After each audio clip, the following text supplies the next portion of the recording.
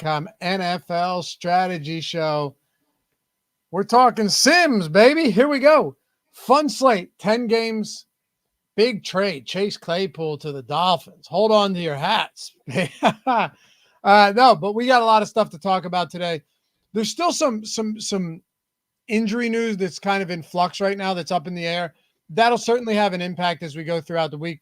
You got the tournament strategy show tomorrow with Greg and Neil. You got Live Before Lock, Deeper Dive on Sunday, but this is a super helpful show for me. I know for Greg as well, just to get an idea of where we're at right now. What type of spots are providing, good leverage? What are the highest simulated lineups?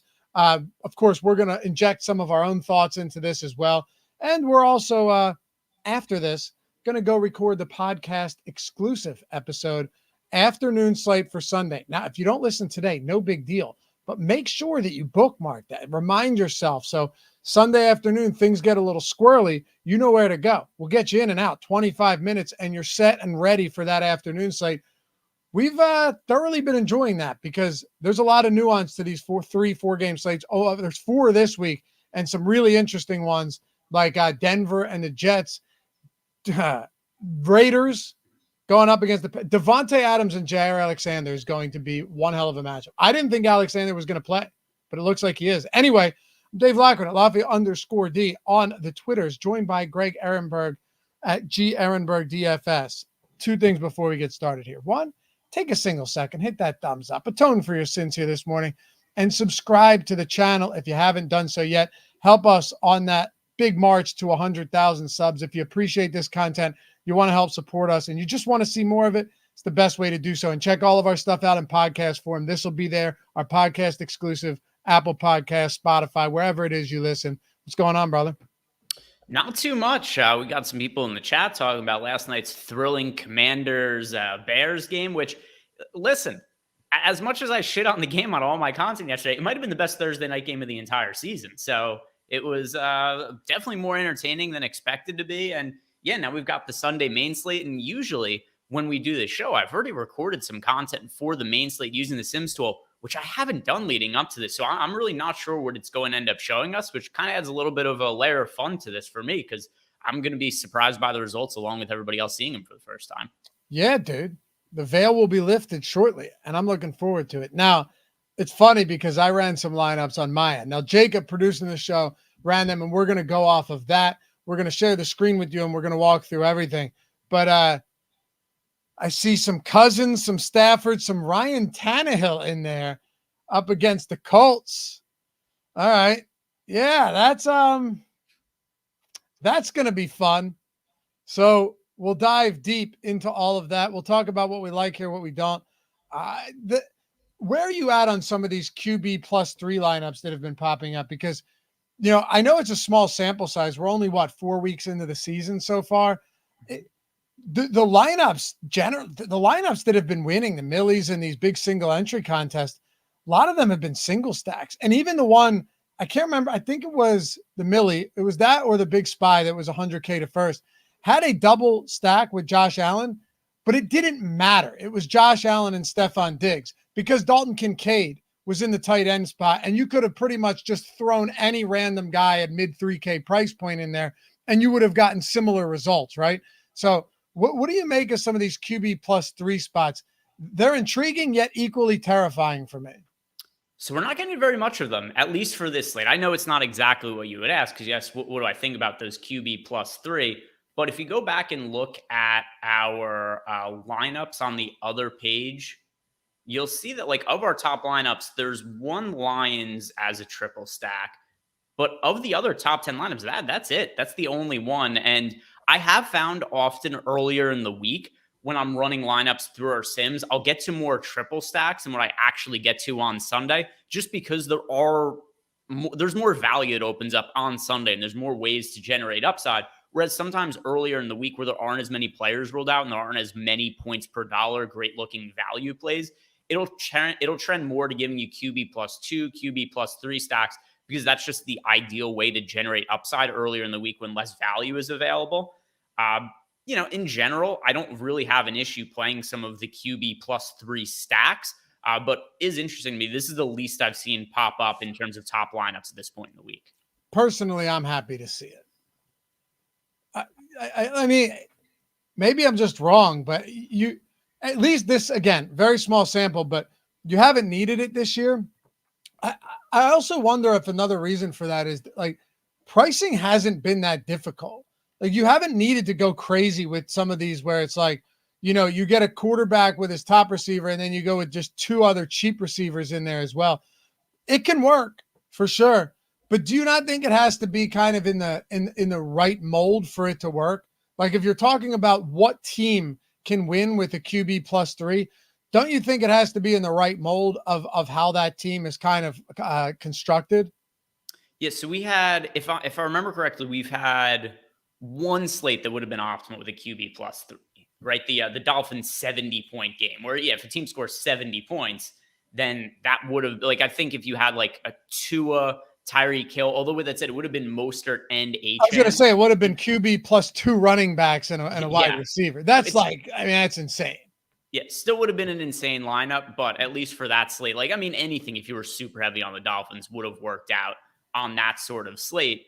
But by and large part, like if you go back and you look at some of the research that I think it was like Alex had written an article on the site about different stack types and the ROI of different of them, and relative to field ownership, QB +3 is the most plus EV stack relative to ownership. It's the one that is the most underrepresented by the field. But to your point, it doesn't mean that like every team makes sense as a QB +3 stack. It's going to be different on different slates. And then to like Kevin's point in chat where he says, how often does it win? Nobody makes this. Well, I shouldn't say nobody. Only about 1% of the field each week plays a QB +3 stack. So just by the nature of that, not that many of them are going to win because only 1 out of 100 lineups are QB +3 stacks.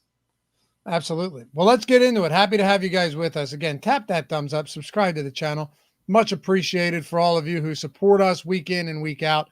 We're heading into week 5 main slate. Let's take a look at some of the top lineups first, and then I want to dig into some exposures. We can go position by position here. We'll look at stack exposures and all of that and see if we can, get some guidance going into this one.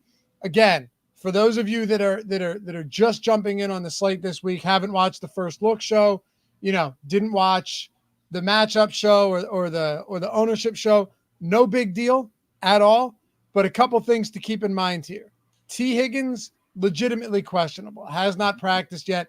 He basically said he might play, might not play. It's a pain tolerance thing. So I'm leaning towards Higgins being out at this point. That doesn't mean I'm going to be right.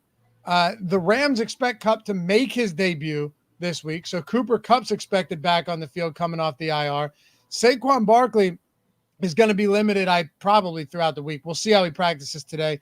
I think there's a good shot of him playing against Miami. That's interesting. Another big one, Amon-Ra St. Brown. He wants to play, but dude, I don't know if Amon-Ra St. Brown, he wants to play, but I don't know if he gets out on the field. Let me go a couple further for you, Craig, just because this is really important if we're going into a slate like this. Jonathan Taylor was a full participant in yesterday's practice. He could play. Kyron Williams is banged up, but Sean McVay expects him to play. So that's just a few guys that I'm rattling off here at the very top of the player pool, at the top of the pricing, that are questionable or doubtful or expected to play that right now have questionable tags. Yeah, there's a ton of injuries, which I mean, that's what we start to see this time of year. Here's something I always keep in note too. I'll look at, and we have the injury information by Sunday, so it's not like it's the biggest deal in the world if we guess wrong or right on an injury on a Friday or Thursday. But by and large part, for content purposes, what I start to do is I look at teams' bye weeks and I start to figure out like, all right, if this guy's questionable to play, but their bye week is next week, it's generally going to make more sense to sit that guy now and you just give him the extra week off. Like that's what I think happened with Austin Eckler last week. I think he would have been good to play, but since they had the bye week upcoming, it was like, hey, why are we going to run him out here at 85, 90%? We could get him an extra week off and it'll be 100%, no issues at all after the bye week. And that is something I think could come into play with somebody potentially like a T. Higgins, where it might make most sense to rest him this week and next week, then have the bye week. He's got the broken ribs and you get him totally 100% healthy by the time they come back. Because like you said, pain tolerance thing. So that's kind of the baseline that I use for guessing injuries, but we're going to have the injury information by Sunday as well. Eventually, I'm going to start getting you to say by and large instead of by and large part. I don't know about that. And we're going to have to get Matt Gajeski to stop saying, I'm in agreement with you. Nah. Those are two big points of contention I have. What's your biggest point of contention with, well, I guess we should run through everybody. That's your biggest point of contention with me. Biggest point of contention with Matt. We went over that. What are some of your other biggest points of contention? I think that's it. I think that's it. Oh my God. I think that's it. I mean, with Ben, I couldn't tell you. What's your biggest point of contention with Eric would be the question. You do shows with him every day. Yeah, just that he exists. Like it just bugs me. Oh, it's great. Your point of contention is his existence. All right. So what do you want to do first? Do you want to look at some lineups that are just coming in up at the top and then sort through some exposures? Yeah, let's look at the lineups at the top. That's also usually how I get kind of like a sense for it. And I think people like to hear that too, where we can just kind of look early in the week and say like, hey, what is our highest projected lineup? And then we could kind of, break down what it is we like, what we dislike about it. And I think it's always a fun starting point. People like to see the lineups. They love to see the lineups. And I think one of the things too is you see these, but sometimes like you could have somebody up here that you're not getting a ton of exposure to, but it just happens to be one of the highest simulated ROI lineups. Like I'll be curious to see what the Jalen Hurts ownership is. We have him QB +2 there is one of the best lineups, but up top. So Stafford +2 here, Nakua and Higbee. What I want to know is, are we projecting Kupp in or out right now? We are projecting Kupp in and for like pretty limited snaps. That makes sense. So it's a really tricky situation. And I think we're going to get more news on Cooper Kupp in the next couple of days that are going to really dramatically change and shape how we view Ram stacks.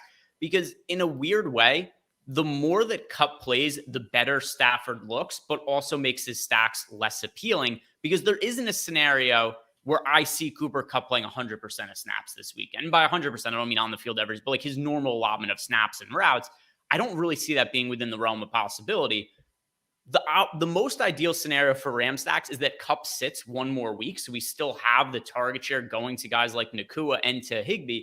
Because if you find out that Cooper Kupp is going to be playing like 50% of the snaps he would normally play, then it's just a disaster because he's going to take target share away from guys like Nakua and Higbee, but he himself doesn't become viable in that kind of scenario. So we have Kupp being like very limited right now in our projections, and how limited he is or whether he plays or not is definitely going to impact how much I want to get to the Rams, because there's a scenario where I don't really want to play Nakua or Higbee hardly at all if we're going to have Cooper Kupp taking away a bunch of their targets.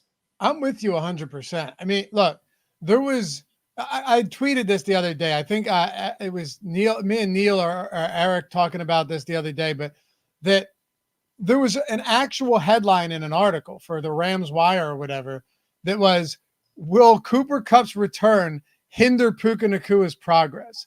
Like the thought that could actually be a headline. And I'm not saying it's necessarily wrong, but I'm saying to think in any world that could have actually been a headline going into week 5 is nuts.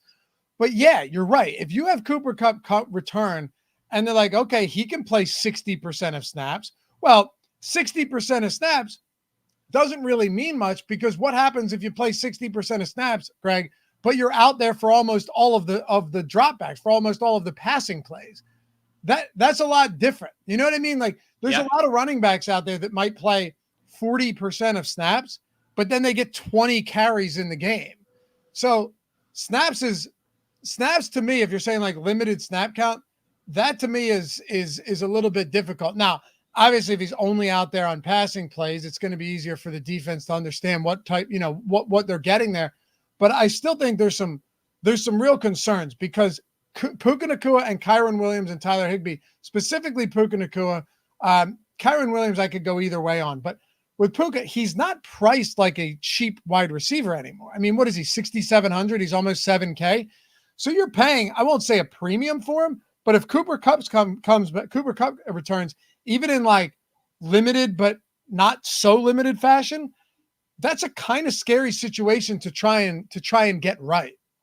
Yeah, it's one where, like, I wish I could just tell you guys definitively what it is that I'm planning to do. And by the way, Nakua $7,700. Oh, he's 77 now, not Yes, 60. Last week he was 67. Okay. yeah, 77 this weekend. That's expensive, man. It's very expensive, and he clearly warrants the salary. He's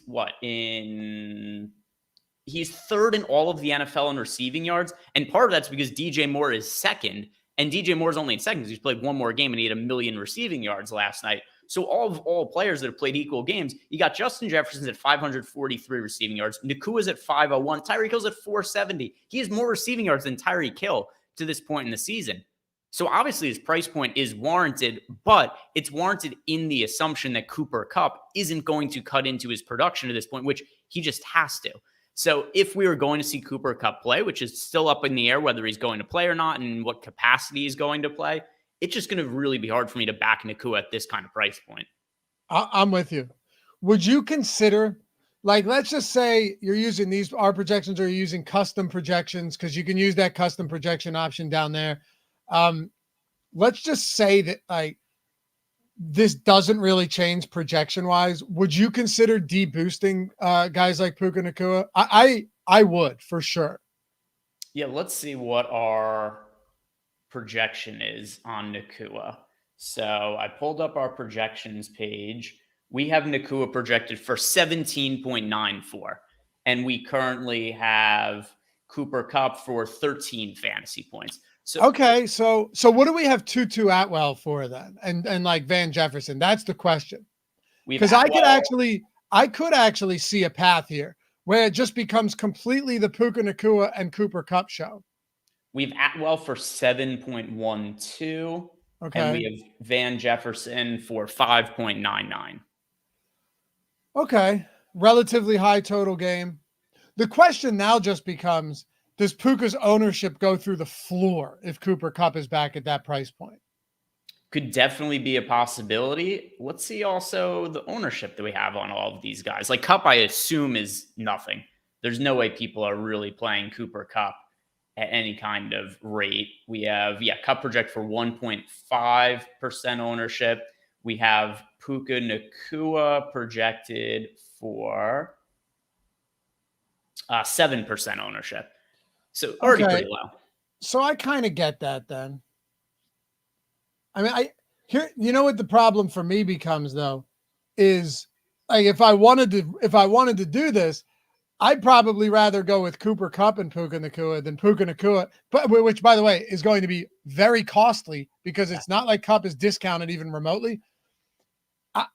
The Puka Nacua and Tyler Higbee stack, that gets a little scary for me if we think Cooper Kupp could come in and command. Like, in all seriousness, what is the possibility? I know you don't have there's no exact science for this. We don't know, but let me just ask you, over the remainder of the season, say Cooper Kupp comes back, hypothetically speaking, this week, and he plays, full snaps, full starter reps for the rest of the season, and so does Puka Nacua. What do you think the target share looks like in this offense over the remainder of the season? It's a very good question, right? Because on one hand, we know Nakua's target share has to come down. No question. I don't know that Cooper Kupp's has to from previous years. Like, it would stand to reason that Nacua is still very involved in the offense because of how good he's been. But Cooper Kupp individually has been so good that you might just see Cooper Kupp play the same role he always has. And then maybe we see Nacua get like the old Robert Woods targets. I think that's probably like a fair way to look at it, is if we went and looked up what the target share was for Cooper Kupp when Robert Woods was like a really, really good wide receiver too. I'm actually looking up right now, Cooper Kupp from last season. So he played, I'm not counting week 10. So if we just did like weeks 1 through 9, what does the target share look like on a spot like this? I know you're talking about Robert Woods. I get that. But last year, weeks 1 through 9 and I'm just doing all of this right now. I'm very curious because this, you know what? We might be spending too much time on this, but this is also one of the, like, this is a spot that you kind of might need to get this right. It's expected to be a high scoring game. They can put points on the board, and Nakua has just been an absolute monster. So, all right, weeks 1 through 9 last year. You ready for this? Target share was 34% Kupp, 20% Higbee, 14% Robinson, 12% Ben Skoranek, and 9% Van Jefferson. It might be like a 30% Kupp, 25% Nakua, or like 27-27, 28-28. That wouldn't shock me at all. It's definitely possible. I would be interested to see. Also, keep in mind, difficult matchup here against your Eagles, Laffy. But I'm also curious, like I said before, like what was the breakdown between Kupp and Robert Woods when they were both like Cooper Kupp wasn't quite as good as he is now, but like Robert Woods was still a really good wide receiver. Like, how did they allocate targets then? You're talking like 2020 then. Yeah. Okay. Because 2021 was the year where Woods was pissed off that he wasn't getting enough opportunities. That was it. But we're also going back to the Jared Goff days, though. Yeah, it's tough, right? In terms of trying to find a good comp for it. So at the end of the day, we're going to be making a guess. My feeling is if we were to get to, because I think I just saw on the screen, we had 24% of Nakua or something like that, 23.3%. If I was running lineups right now with all the information that we had at the moment Cooper Kupp was in, I would be most inclined to do an ROI boost and downgrade Nakua a little bit just so I'm not that invested in this situation when I don't know what his target share is going to look like. I'm with you. I really am. I don't see a way where, first of all, I think this will be adjusted throughout the week over the coming days. But let's take a look at some of these exposures. By the way, Dan Campbell just said that Amon-Ra St. Brown is not practicing again today. Look, you don't get any practice in on Friday. I know Amon-Ra St. Brown, I know the Sun God said he wants to play.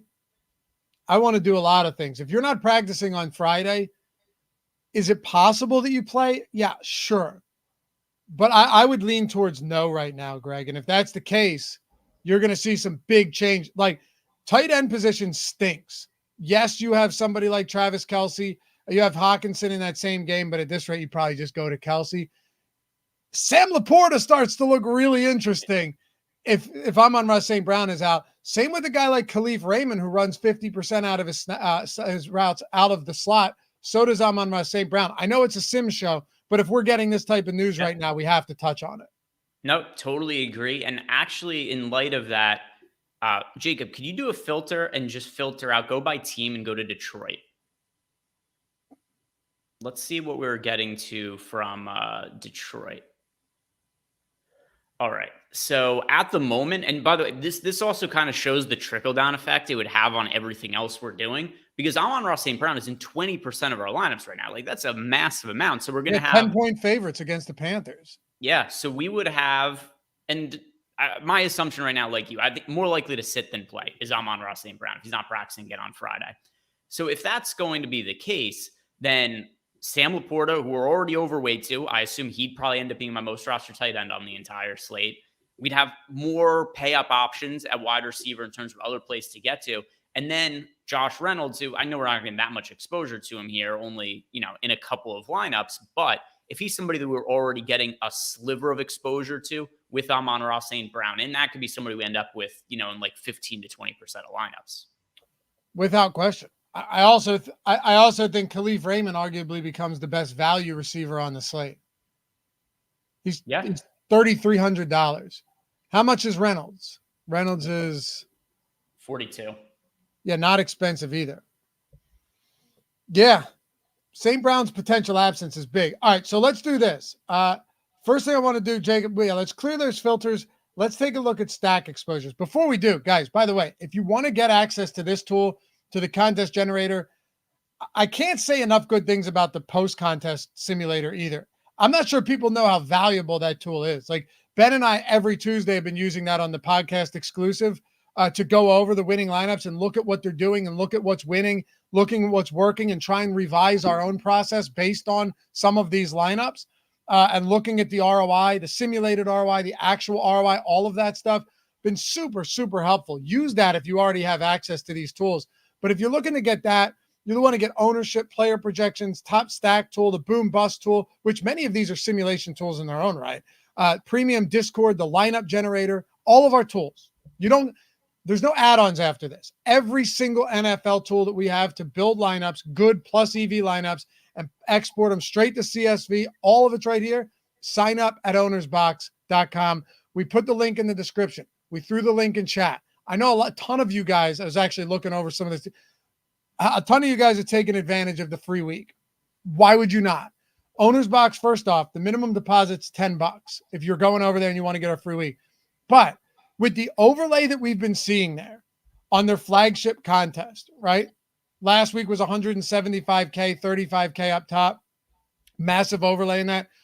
And the fact that they have a $500 first match deposit bonus, do everything you can to exploit that if you have the means to do so. Deposit, you don't need a promo code. Just click the link. As long as you use the link, you'll hear from us. That's all. You don't need a promo code. I know I get DMs all the time before I started mentioning that. And once you do, you'll have, if you're watching Friday or Saturday, you're going to have access to this for Sunday morning showdown in London, Sunday main slate, afternoon slate, showdown slate, Monday night football, Thursday night football. And then you'll have all the data updated too for next Sunday, because we're using this data right now. Things will change, but you'll still get a good idea. You're getting a ton of slates the entire week for free, every single tool on our site, Owner's Box. And last thing I'll say about them, the super flex format is very cool. You never have to get burned by playing a defense or not playing a defense that rips off 35 fantasy points that you don't have. Instead, there's a super flex spot where you can play quarterbacks at the super flex or any of the positions.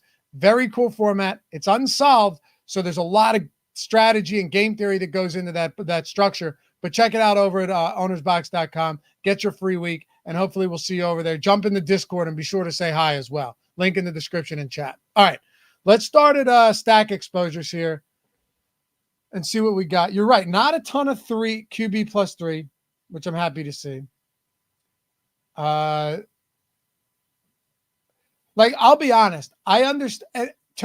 Maybe I'm fully wrong here because sometimes it's easy for me to just get in my own way. But like Ryan Tannehill QB plus 3 spots, I might just manually unfavorite them. just get rid of the whole lot of them. Just manually unfavorite the Tannehill plus 3. Because it's going to be like Derrick Henry, Hopkins, and Chig. And Derrick Henry's not a pass catching back anymore. No, not that he ever really was. He was like more involved in the pass game last year than he had been in previous years, but was certainly never a pass catching back. He's apparently a throwing back now, throwing for touchdowns, but yeah, pass catching has not been in his repertoire this year. Jared Goff up top. I totally get that. Now, granted, that's with Amon-Ra St. Brown expected to play. Do you think individual Detroit ownership goes up and Jared Goff Detroit stacks go down if St. Brown is out? Or do you think they could potentially go up because they're cheaper now? I would assume it goes up because there's going to be so much value. It's like the projection on Jared Goff is going to go down if Amon-Ra St. Brown is out. But his ownership, I assume I'd end up with him in more lineups because we're going to have so many Detroit wide receivers to get to. And also, as people in chat have pointed out, Jameson Williams is also going to be back in the mix this week. And we'll see what that ends up meaning for the team because he's somebody who, last year, first round pick, he's had all kinds of issues, injury issues, suspended for gambling. But now it looks like he's going to be good to go. What are they going to do with him coming off of all the different, stuff he has going on? I tend to think he's going to be playing pretty limited snaps. So he's not somebody I don't think I'm going to get to in DFS unless we hear otherwise that he's going to be a featured wide receiver. So it's going to be more so like, Josh Reynolds that we're going to be looking at and things along those lines. But still, it's such cheap wide receivers. Like Laporte is almost certainly going to be my most rostered tight end if Amon-Ra St. Brown isn't in there. And it's just going to be such a cheap stack where it's like if you were playing the Lions as a triple or a double stack, you could pay up for like whatever you want in the rest of your lineup spots. Yeah, it's going to be easy. It's going to be real easy to get to that stack. And because there's some really good high-priced players this week. You have Jefferson against Kansas City, Tyreek Hill. Have you seen the line? So I did a show on Wednesday. And Jacob, if you still have the Odd Shopper page and you want to pull up some of those odds, if it's not too much trouble, that'd be awesome. I did the Odd Shopper on our Odd Shopper channel, the picks for every game video on on Wednesday, Greg, some of the lines here have moved dramatically. So when I did this, it was Dolphins 10.5. I think in some spots it's to move to 13 already. Like you're seeing, and it's not just that. There's a lot of games that have seen relatively significant line movement. And in those games, many of them at least, there's some really high-priced players. Do you think that could be a reason that we get to like Zach Wilson stacks as well, or Joshua Dobbs stacks against a Cincinnati team that's struggling right now? There are actually a few cheap quarterbacks, Ryan Tannehill being another one against the Colts, that we might just end up getting funneled to for that exact reason. Yeah, and some of it, like the Zach Wilson, at least part of it is going to be a little bit because of recency bias. Because keep in mind, projections, at least in part, are based on what the betting lines are. And the betting line also does have some recency bias baked in. So, like, how many people saw Zach Wilson play on primetime last week and were like, oh, shit, Zach Wilson, maybe he doesn't suck. Let's go bet on the Jets. So I do think that there's a lot of that's going to have some sort of recency bias baked into some of them. But another thing, too, about this year is we just have more shit teams than we've ever seen in the NFL before. Right. And the first couple weeks of the year, lines tend to be a little bit flatter. Now people like, some of these teams really suck, and that's causing a lot of line movement. Yeah, it's like, hey, Chicago really sucks. And then they go, Washington's horrible. I mentioned it on Live Before Lock last night. Washington's horrible against the deep ball. Man, that was on full display against the Eagles. But then you're like, okay, how bad are they really? The Eagles are, really good. They got destroyed last night on the deep ball. So I don't know what to say. I mean, you're right. There's some bad teams out there. There's some bad teams. But I think there's good plays and good games among bad teams. Yeah. Hey, I mean, it's something that, because, I've been on MLB Live Before Lock until, this week with season ending, basically every time this year. And it's something all the time we talk about in baseball, where it's like people like, well, I don't want to play this offense. I don't want to play this pitcher. It's like, yeah, but they're going against each other. And that's kind of what we have in a lot of these scenarios here, where people are like, I don't want anything to do with this defense ever. I don't want anything to do with this quarterback or this offense ever. It's like, all right, but what are you doing? They're playing against each other. Something has to give. And everything is cheap in those spots as well. Yeah, we're going to get into some of that for sure. How crazy is that too, that the entire wild card series was just over in 2 days? It's just done. Oh yeah. Amongst the messages that I was getting today, it's like, Josh has been doing our baseball content for us. He doesn't have shit to do now. So it's like, I'm sure he's really torn up over that. Yeah. Nobody's benefited from it more than Josh. And yeah, there's just no baseball for a couple of days because all the series ended so abruptly. Would there have been, they were all 3 straight days though anyway, right? Like they would have been over in 3 days tops anyway. Sort of, except the way the schedule breaks out, if the series weren't all sweeps, there was going to be AL games on Thursday, NL games on Friday. And so then it could have Saturday, gone 4 days tops. Well, there would have been, but if the series weren't all sweeps, or if like none of them were, we wouldn't have had any days off. Right. I'm saying 4 days max though is what it would have been. Oh yeah, 4 days max. With a split between games 3 on AL and NL. Okay. So Josh got 2 days off is what you're saying. Something like that, yeah. Yeah. All right. Let's go back to this and take a look at what do you think? Should we go? Well, stack exposure. Can we sort by QB1, 2, and then 3, Jacob? Let's go QB1 first. All right. So Stafford QB1, Hurts at 4%. I like that. How about the Hurts at 14% with 2 pass catchers or 2 other players? That's a big number.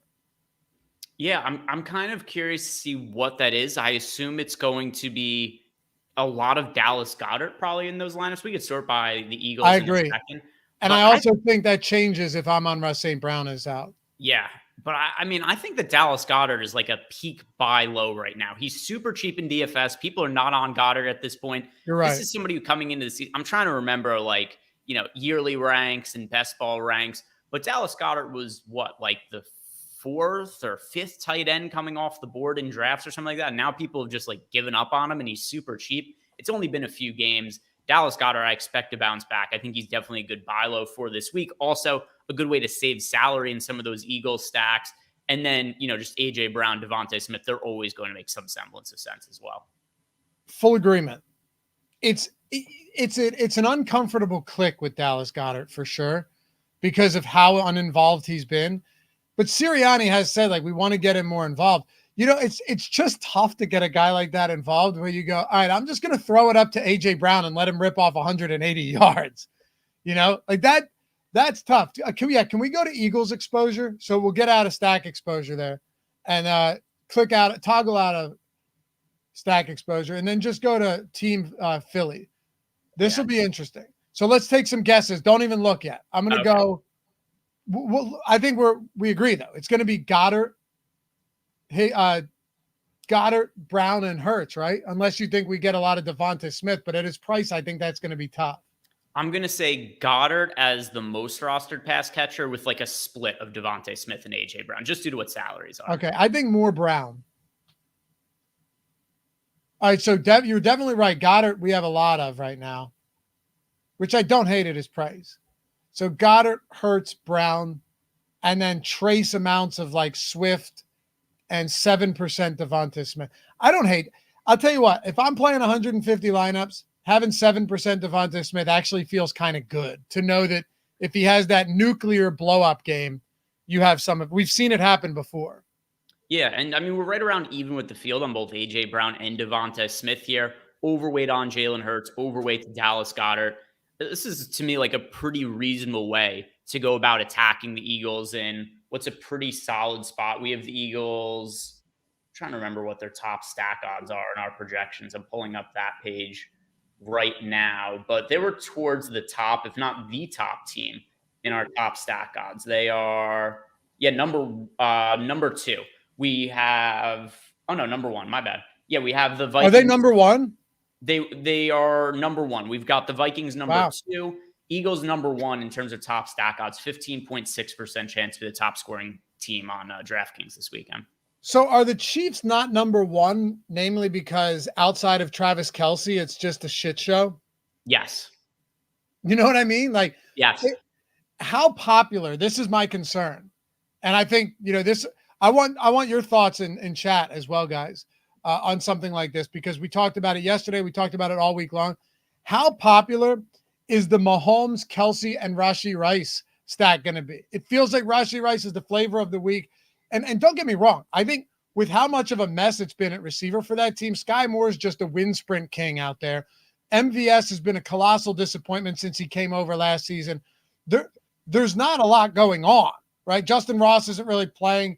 There's a few things that we could talk about here, but it seems like Rashee Rice is the clear, hey, if I'm playing a receiver, for the Chiefs, I want to go to him this week. And you'd think that to get that salary relief, a ton of people are going to go Kelce with Rice in the Mahomes stack. Yeah, and one thing that is generally interesting about our lineups here when you're looking at Chiefs stacks is we do have Kansas City with the 4th best odds being the highest scoring team, but we also have them as one of the, if not the most over-owned stack on the entire slate in our top stacks tool, which also then gets mirrored in our sim. So our top stacks tool, pretty much I don't know if people are like all that aware of this, but all of the tools that we've had on our site for forever have all been based on simulations as well. So oftentimes, if you look at stuff like our top stacks tool for football or for baseball and you're running lineups through our sims, you are going to get relatively similar results, at least in terms of exposure. They're going to be mirrored in terms of what we're projecting is over-owned and stuff like our top stacks tool. So even though we have the Chiefs as the team with the 4th highest top stack odds on the entire slate, we have Patrick Mahomes as the 2nd highest owned quarterback as being quite over-owned for this slate. So that's also something you're seeing here in our sims that we're running here is we are underweight to the Chiefs pass catchers and to Mahomes individually. I get it. And what probably should be, if they're going to be that popular. Also, you're talking about line movement. I talked about the Vikings at plus 5.5 as a spot I'd be willing to back at home. They haven't been as bad as their record would suggest. That line's at 3.5 now, Greg. I mean, that's not to say it's moved through key numbers or anything, but 5.5 to 3.5 should be a competitive game. Would you be shocked though if that ends up being like going under, being like a 20 27-24, something like that. It wouldn't shock me at all. I mean, 20, what did you say? 27, 24? Yeah, that would still be under by like 2.5, 3 points. Yeah. Last I looked. Yeah, no. That wouldn't shock me at all. That's not anything crazy. But at the same time, too, like all that line movement you talked about kind of ties into why it is that we're projecting the Chiefs to be under-owned or over-owned, I should say. Part of that is because of all that line movement and how their team total and how many points we're expecting their team to score. That also decreases as a result. Yeah. All right.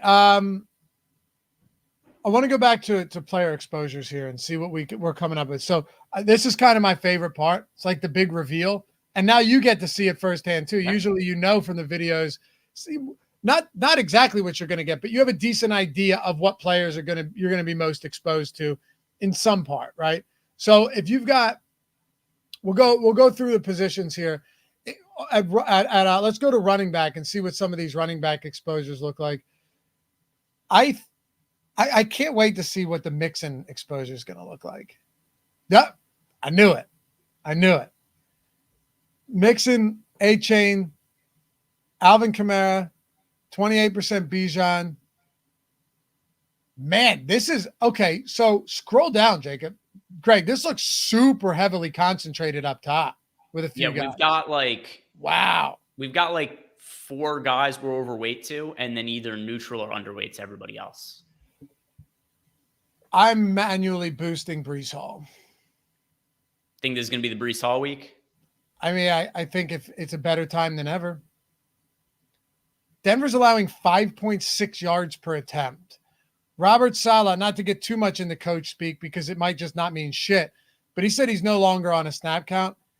And the difference is he's already been out snapping Dalvin Cook. Maybe not fully 2-1, but pretty close over the last 2 weeks.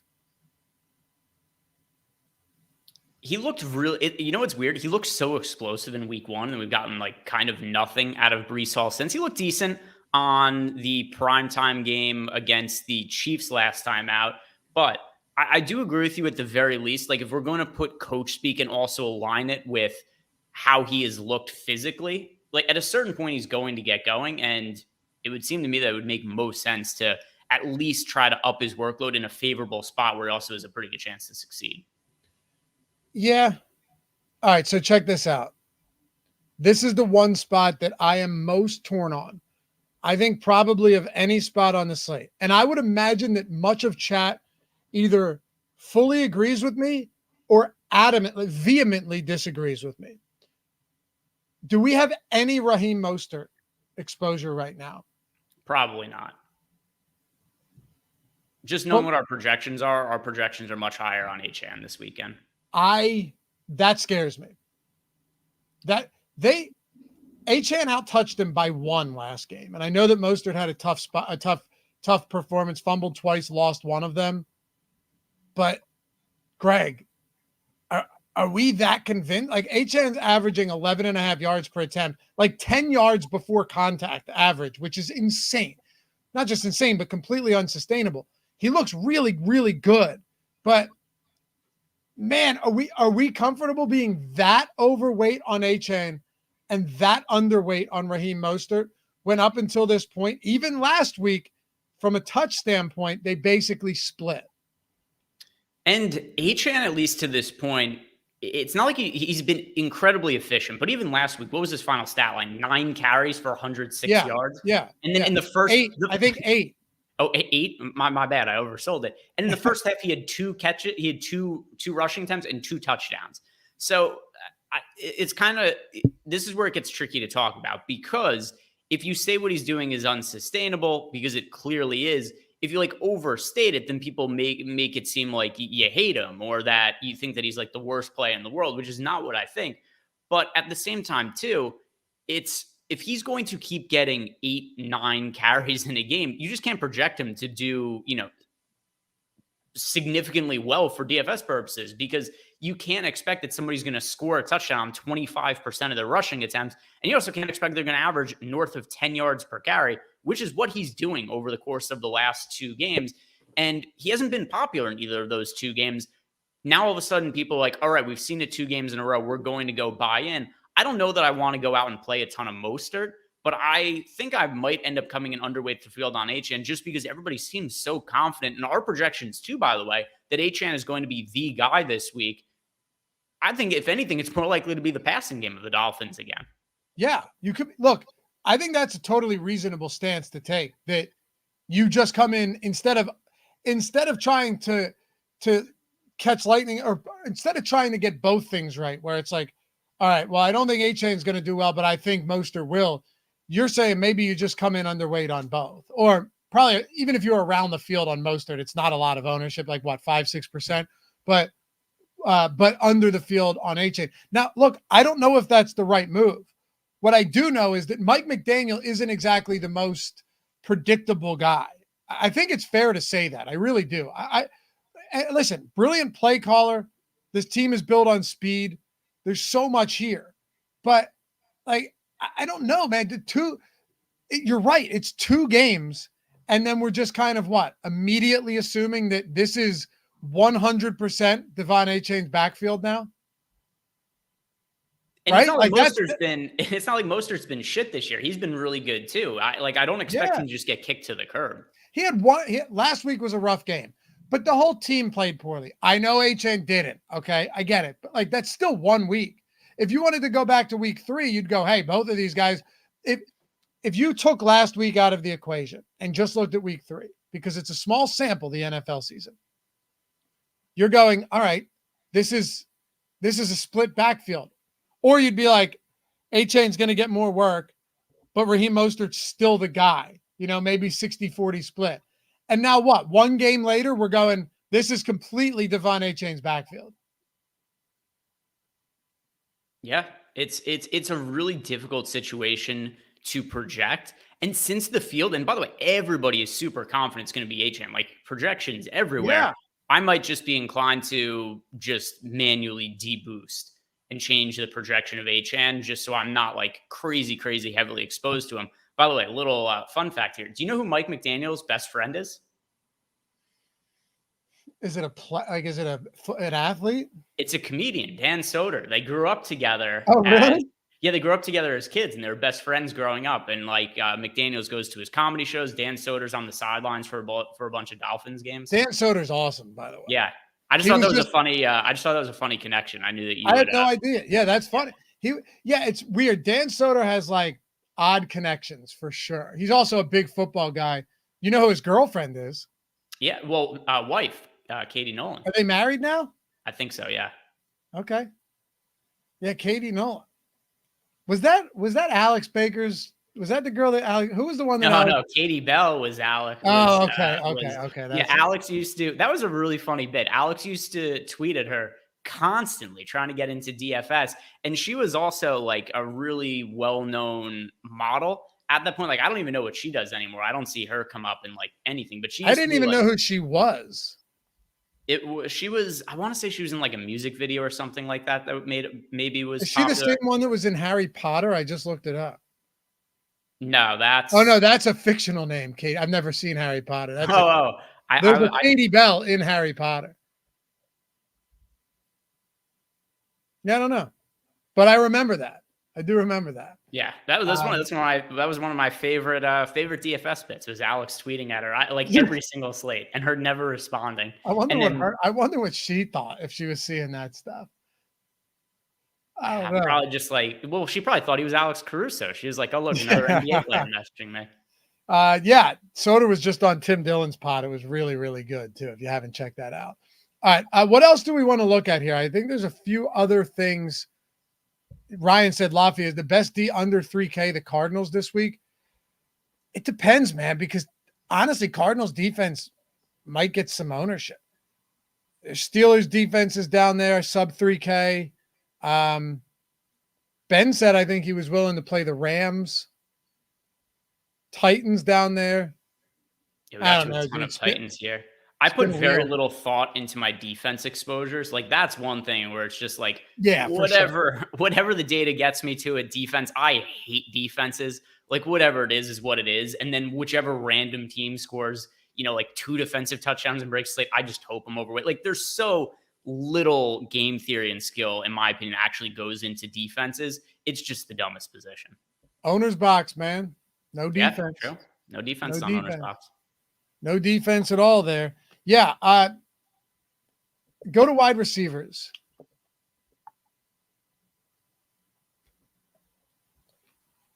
A lot of Wan'Dale Robinson. One thing that's funny about Robinson is I loved him for showdown contest on Monday night. And I got so much pushback for it. People are like, oh, too small. Robinson's no good. Somehow we have Wan'Dale Robinson on a main slate is more owned than he was on Showdown when he was like a min-priced receiver on Showdown a few days ago. He was a great play a couple days ago. That's the people didn't like him though. He ran 9 routes in his return from a significant injury. He was targeted 5 times. There's zero reason to believe that he wasn't going to get more involved. And then last week in that game, Monday night, everything was a disaster, but he led the team in targets, had an 18% target share, not great, but still led the team in targets and target share, obviously. Played like 65% of snaps. I don't know where I'm at on 76%. I also think, again, if St. Brown is out, Khalif Raymond is going to be is going to change things. But I don't have any issues with Wan'Dale Robinson this week. As a matter of fact, you have to look at this as a minimum salary guy in a game where they're huge dogs, almost certainly going to be playing from behind, and he doesn't need to have a massive performance to pay that price point off. The only question I'd have for you is I do expect him to be chalky.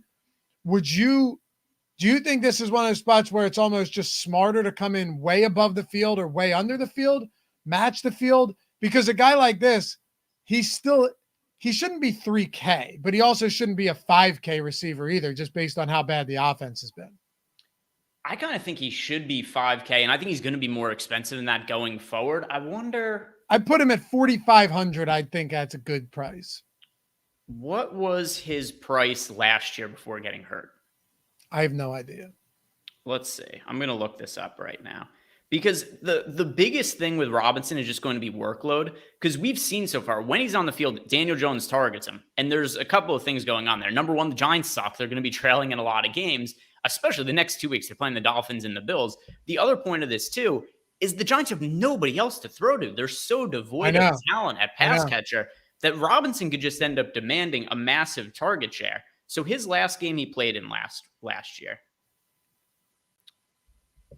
he was targeted double-digit times. He had over 100 receiving yards. And I just think he gets back to that kind of workload sooner rather than later. He's been targeted 11 times on 41 routes. It's insane. Pretty good stuff.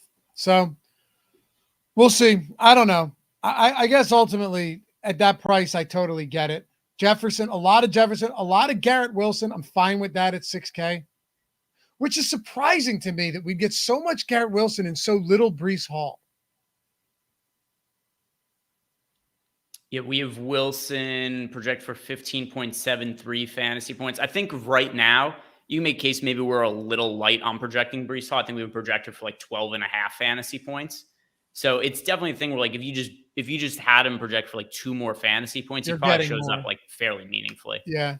Jamar Chase, Brown, AJ Brown, Marquise Brown, Michael Wilson, Tyreek Hill. Anything stand out to you looking through these?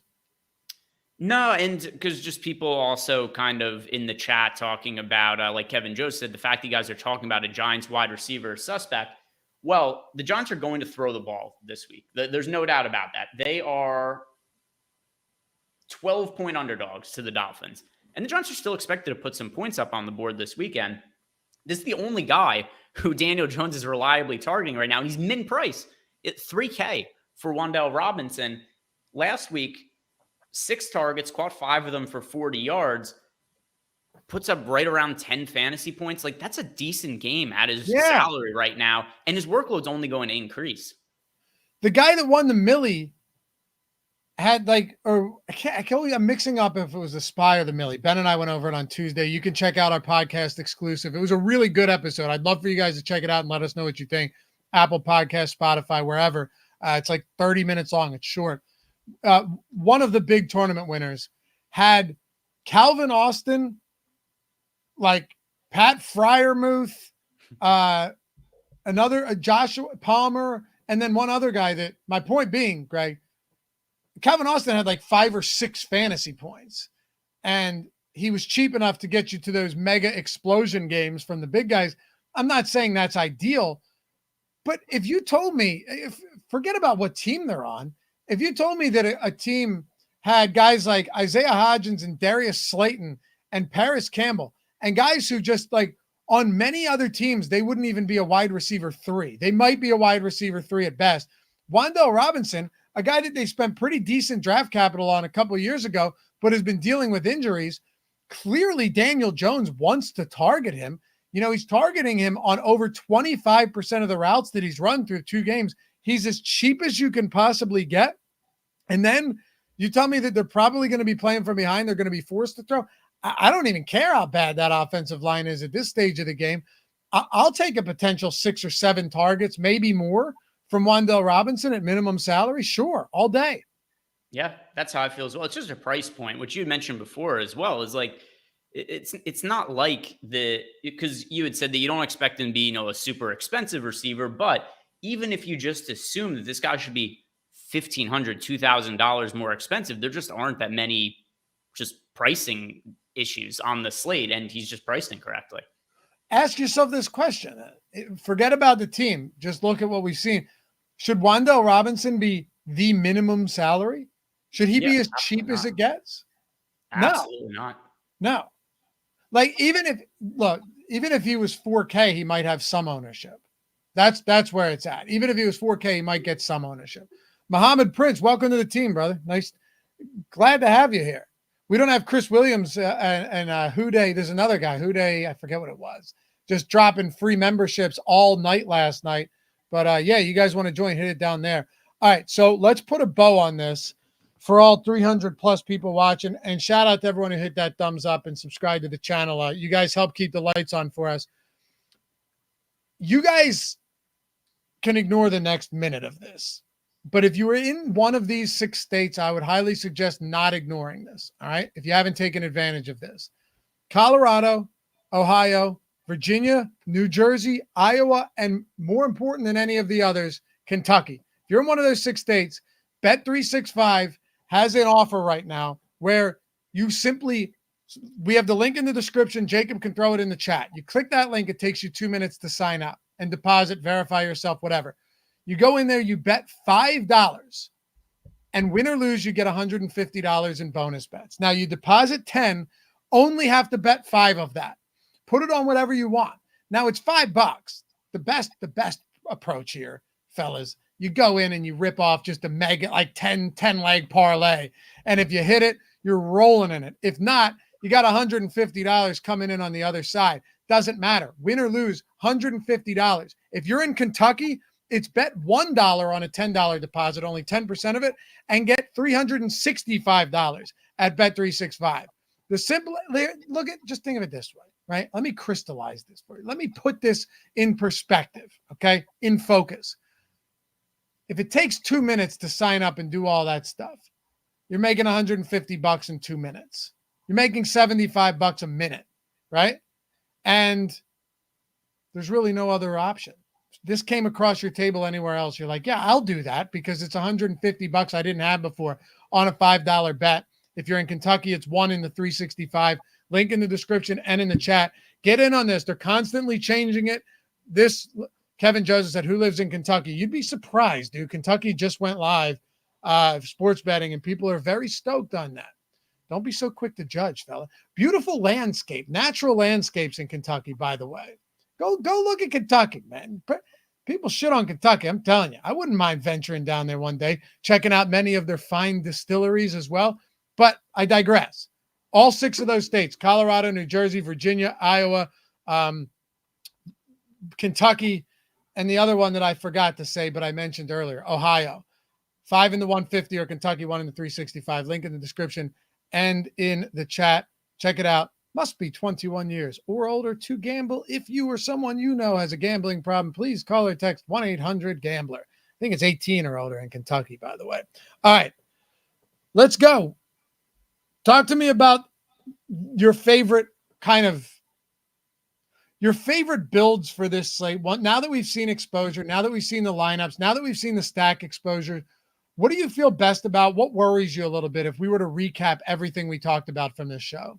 Sure. What worries me the most, two things. It's going to be, what is the usage going to be in the Dolphins backfield? What is the usage going to be like for the pass catchers for the Rams, with Cooper Kupp likely getting back in the mix? I'd say those are the two things that I think could be really important for the slate that are very, very difficult to project. As for my favorite type of build, it's going to be stars and scrubs. We already have really cheap players like Wan'Dale Robinson, min price, that projects really well. We've got Amon-Ra St. Brown, who appears to be trending towards being out. So by the time we get to lock, it seems like we're going to have a ton of value on this slate. So I think I'm going to be building a lot of stars and scrubs lineups, building in just some of those, Wan'Dale Robinson. Could it be, like Josh Reynolds, Khalif Raymond, who you've been talking about, and then just enable them to pay up for more of the studs, get to more of, Justin Jefferson, maybe some Tyreek Hill lineups as a pivot off of Achane. So that's how I'm thinking my lineups are going to be looking. All right. For me, first of all, I think you're right in that you're talking about a slate right now where a lot can change. T. Higgins, Amon-Ra St. Brown, some other, for all we know, the second shoe may drop on some other teams, and we didn't even know the first one dropped yet. Like the Deshaun Watson news last week and all that crazy stuff. Not to say that had a ton of DFS impact. It was more so like, all right, let me just scale back exposure on everyone from this team. But yeah, I think things could definitely change. Appreciate you guys hanging out as always. Fun show to do, just to look over this. The Sims tool is powerful. Get your free week with Owner's Box if you haven't yet.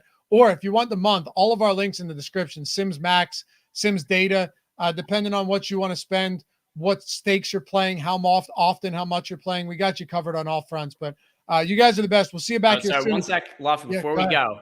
It would be an issue for me if I did not at one point derail you by bringing up that we got a super chat from Ace of Spade, who wants to know my favorite place for DK this week. All right. Close us out.